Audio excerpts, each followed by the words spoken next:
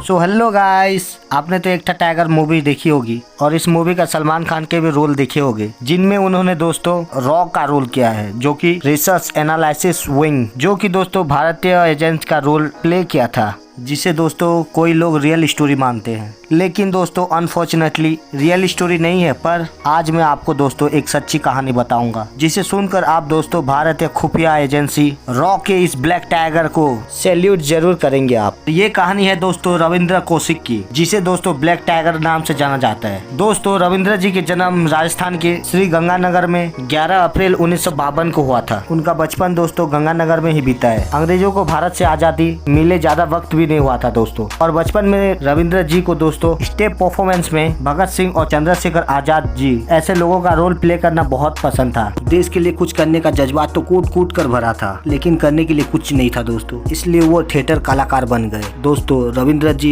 Smart और लंबे थे, इसलिए दोस्तों बाहर के लोग इन्हें विनोद खन्ना भी कहते थे और थिएटर में भी बहुत ही अच्छी एक्टिंग करते थे रविंद्र कौशिक जी ने। तो रविंद्र जी को दोस्तों एक बार लखनऊ में थिएटर परफॉर्मेंस देना था। तभी दोस्तों भारतीय खुफिया एजेंसी एक रॉ के अधिकारी की नजर इनमें पड़ी। तभी दोस्तों रॉ के अधिकारी रविंद्र जी से मिलकर रॉ के जासूस बनने का प्रस्ताव रखा और रविंद्र जी के दिल में देश के लिए कुछ करने का जज्बात तो था ही दोस्तों, इसलिए दोस्तों खुशी खुशी रविंद्र जी ने स्वीकार कर लिया। और ये बात भी रविंद्र जी ने घर में किसी को नहीं बताया दोस्तों। उसके बाद दोस्तों रॉ ने रविंद्र जी को 2 साल तक ट्रेनिंग दी और पाकिस्तान जाके रहने के लिए रॉ ने सभी डॉक्यूमेंट्स दिया और उनका हुलिया दोस्तों पूरा पाकिस्तानी ऐसा कर दिए। और यहाँ तक कि दोस्तों रविंद्र जी को खतना तक किया गया और उसका नाम बदल के दोस्तों नबी अहमद साकिर रखा गया दोस्तों। ट्रेनिंग खत्म होने के बाद दोस्तों रविंद्र जी को सारे डॉक्यूमेंट्स के साथ दोस्तों खुफिया तरीका से पाकिस्तान को भेजा गया दोस्तों। उसके बाद दोस्तों पाकिस्तान में रविंद्र जी कानून की पढ़ाई किए और ग्रेजुएट भी हो गए दोस्तों। उसके बाद दोस्तों पाकिस्तान सेना विज्ञापन का लेटर एक आया था दोस्तों, और वो दोस्तों विज्ञापन भरा और सारे टेस्ट में पास करके वो पाकिस्तानी सेना में भर्ती हो गए दोस्तों। उसके बाद दोस्तों रविंद्र जी को एक लड़की अमानत से प्यार हो गया और वो दोनों शादी कर लिए दोस्तों। और कई दिनों के बाद उन लोग की खुशखबरी दोस्तों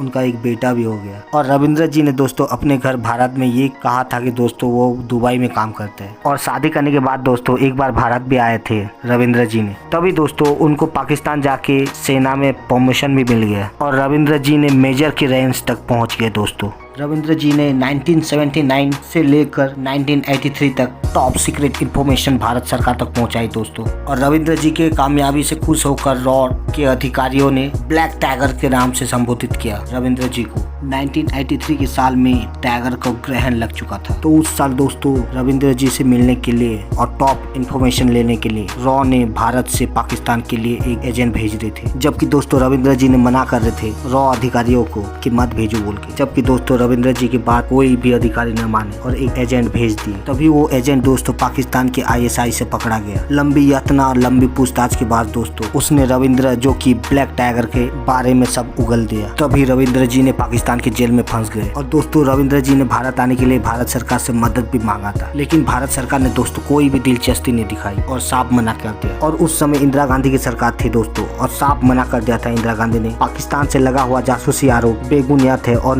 रविंद्र कौशिक से उनका कोई लेना देना नहीं है। ISI रविंद्र जी को सियालकोट की जेल में डाल दिया गया और उन्हें तो बहुत ही ज्यादा टॉर्चर किया गया दोस्तों। लेकिन दोस्तों फिर भी रविंद्र जी ने ISI को भारत से जुड़े हुए कोई भी इंफॉर्मेशन नहीं दिया। तभी 1985 को रविंद्र जी के सजाए मौत सुनाया गया, जिससे बाद में उम्र कैद में बदल दिया गया। और जेल के दौरान उसकी पत्नी अमानत और उसका बेटा भी मिलने आए थे, लेकिन दोनों ने आपसी में दूर से एक दूसरे को देखे, क्योंकि उन्हें बात करने की इजाजत नहीं मिली। और कहा जाता है कि अमानत और उनका बेटा पाकिस्तान में और कभी नहीं दिखे उन लोग। उसके बाद रविंद्र जी को सेंट्रल जेल में डाला गया, जहां 16 वर्ष की सजा काटने के बाद रविंद्र जी ने 2001 में मौत हो गया। रविंद्र जी के मरने के बाद भारत सरकार ने उनका 100 लेने से भी मना कर दिया। भारत सरकार रविंद्र जी को सभी जुड़े हुए रिकॉर्ड्स नष्ट कर दिए और रॉ को निर्देश दिए थे इंदिरा गांधी जी ने कि इस मामले में कोई भी चर्चा ना करे। और रविंद्र जी ने अपने घर पे चिट्ठी भी भेजते थे और एक चिट्ठी में ये लिखे थे कि अगर मैं अमेरिकन एजेंट होता तो मुझे इस जेल से 3 साल के अंदर बाहर निकाल दिया जाता। क्या भारत देश में कुर्बानी देने वालों की यही नसीहत होती है दोस्तों? तो ये सब चिट्ठी में भी लिखते थे वो रविंद्र कौशिक जी ने। अभी रविंद्र जी के मौत होने के बाद 3 साल बाद उसके पिताजी की मौत हार्ट अटैक से हो गया। रविंद्र जी के भाई ने राजेश्वर ने बताया कि भारत सरकार ने इतना ही किया, रविंद्र की मौत के बाद भारत सरकार ने सिर्फ 500 रुपया पेंशन लागू कर दिया। कुछ दिन के बाद दोस्तों उसे 500 से बढ़ाकर 2000 तक किया गया। और 2006 में दोस्तों बहुत ही दुखित खबर है,